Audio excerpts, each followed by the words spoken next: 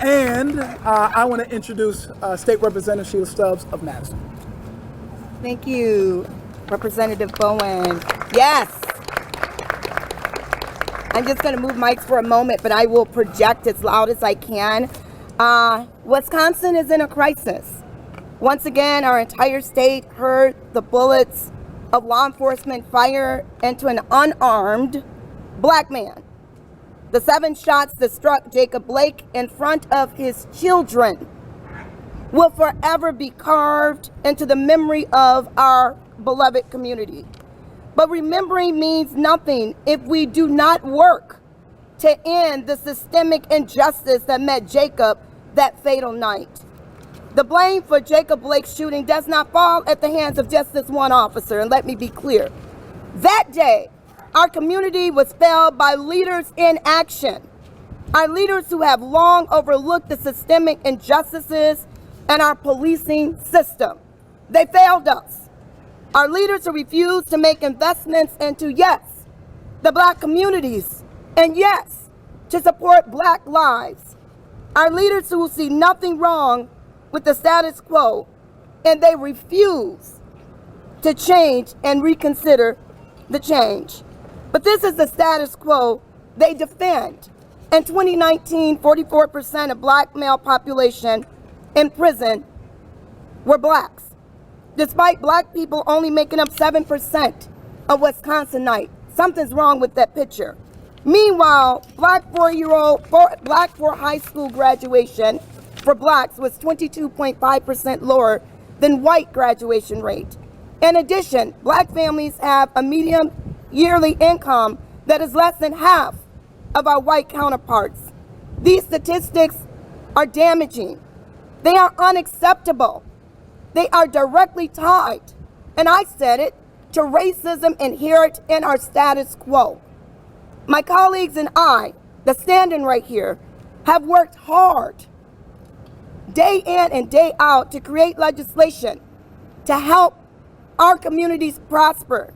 The bills that the Wisconsin Black Legislative Caucus created, and we forwarded a list of bills, and the governor moved forward 9 bills, have told that the legislator considered would be the step towards a more just and a more equitable way of policing.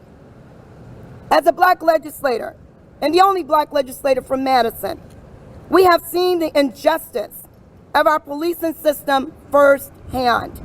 I myself was racially profiled.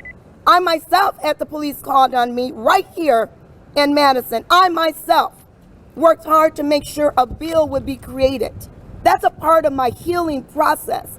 These scenarios are extremely traumatic.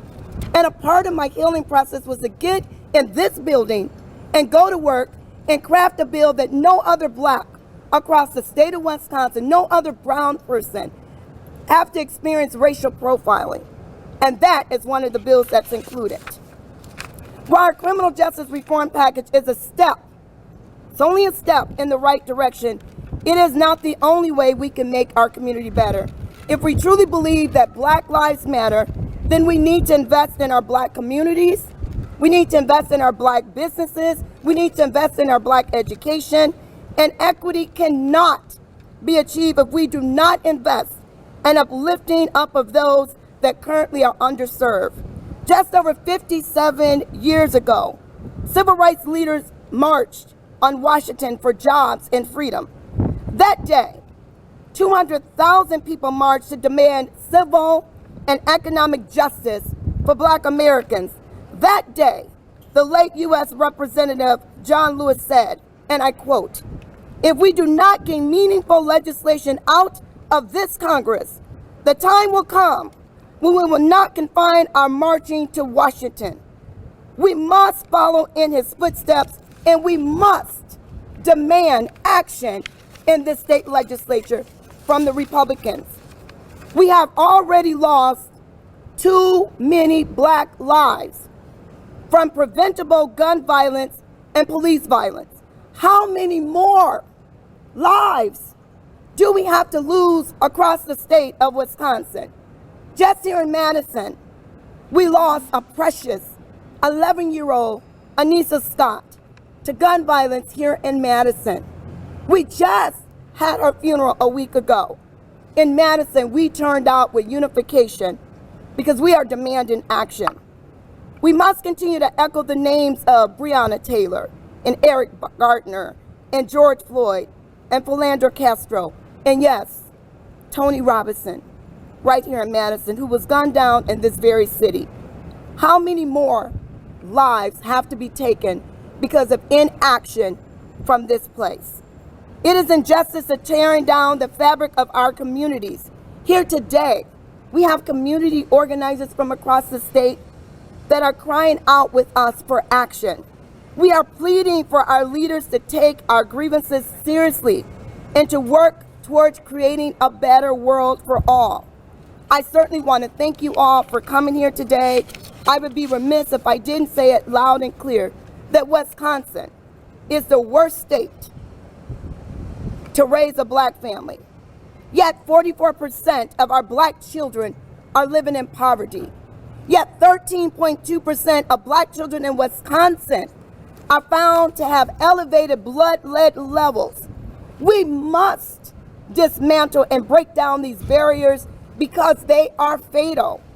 Wisconsin has the highest infant mortality rate for black babies nationwide. It is no small part because of the lack of resources and the stress from institutional racism and yes, sexism. But do you think that's okay? Do you think that should be the status quo? We must recognize and neglect trauma and harm that communities of color across Wisconsin have endured for generations and generations. We must take reparative steps to bring forth urgent relief to our communities so that we can begin to heal from wounds that have been created. And at the end of that, I just want to leave you with a quick quote, one that I learned that means so much to me, and it's by Dr. Benjamin Elijah Maines, and it says, "I have only just a minute, only 60 seconds in it, forced upon me, can't refuse it, I didn't seek it, I didn't choose it, but it's up to me to use it. I will suffer if I lose it, give account if I abuse it. Just a tiny little minute, and it's in there, and yet eternity is in it." Thank you.